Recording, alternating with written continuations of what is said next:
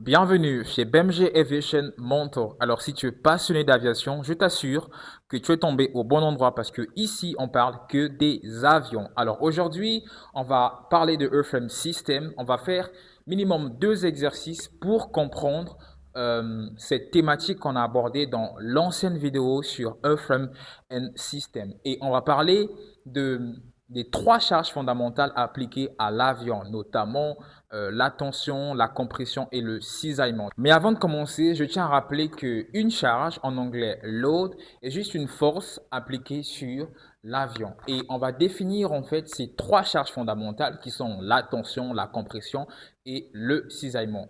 Mais je veux donner une définition anglaise parce que je préfère mieux la définition anglaise. Et ce n'est pas tout. L'aviation, c'est un monde qui se vit en anglais. Donc, il est très important d'apprendre l'anglais, de savoir communiquer en anglais. Et voilà, pour bien jouir du monde de l'aviation. Donc, qu'est-ce qu'on appelle par tension load? A tension load is the force that tends to pull apart a structural member. What about compression? Donc, compression en français. Compression load is the force that tends to pull inward a structural member. Et qu'est-ce qu'on appelle par cisaillement en anglais? Shear. Shear is the force that tends to slide one part of the material over another. Donc, c'était donc la définition de ces 3 charges fondamentales. Maintenant, on va passer à l'exercice numéro 1 qui se trouve juste au tableau. Que nous dit l'exercice? D'abord, on parle de tension in a control cable. Donc, je vais lire l'exercice et juste en bas, il y aura la traduction française qui va s'afficher pour ceux qui ne comprennent pas l'anglais. Et donc, a control cable in a light aircraft must pull a reader with a force of 500 Newton. The cable has a diameter of 2 mm.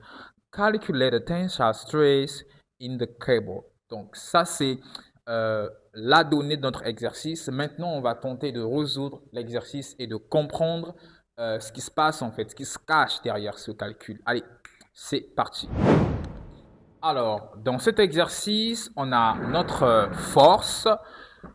On a notre force qui est de 500 newtons, rien à dire. Par la suite, on a notre diamètre, donc le diamètre du cable qui est de 2 mm. Donc, je vais mettre diamètre égale 2 mm. Et par la suite, on nous demande de calculer de tensile stress. Je ne sais pas comment dire ça en anglais. La force, c'est pas... Bref, on a compris. Donc, on demande de calculer, on va dire, la charge de tension, s'il faut dire. Voilà, la charge de tension. Et on sait que la formule pour calculer la charge de tension est juste la force divisée par la surface. Mais le problème qu'on a ici, pardon, c'est l'area, genre l'air, la surface. On ne connaît pas la surface ou encore l'air du control cable, du cable. Et donc, ce qu'il faut faire premièrement, c'est de trouver l'air du control cable. Alors, c'est quoi la formule du cross-sectional area of a cable? Bah, c'est vraiment simple en physique. On le connaît en physique, donc c'est pi multiplié par le diamètre au carré divisé par 4. C'est une formule à retenir. Et donc, on connaît la valeur de pi qui est 3,14. Donc, le diamètre, d'abord ici, c'est en millimètres. On doit convertir le diamètre en mètres. Et en mètres, la valeur est de 0,002 mètres. On le connaît tous. Donc, je place la valeur du diamètre ici. Voilà, au carré. Divisé par 4. Et la réponse donne quelque chose de 3,14 multiplié par 10 exposant moins 6 mètres. Si j'ai fait une erreur, bon, vous avez des calculatrices, vous pouvez calculer vous-même. Bref, du coup, on va avancer. On a donc l'air. On cherche alors le tensile stress. Donc, on applique notre formule. On sait que c'est la force divisée par l'air. Et on connaît donc la force. Sa valeur est de 500 newtons divisé par l'area, donc l'air qui est de 3,14 multiplié par 10 exposant moins 6 et on trouve la réponse. La réponse que j'ai trouvée, c'est donc la valeur du tensile stress. Alors, j'aurais bien aimé faire un second exercice, mais ma batterie en fait elle est déchargée, du coup il faut que je la mette en charge. Je peux pas faire une vidéo en même temps que voilà, mon appareil est en train de charger, ce sera pas bon, je vais la gâter.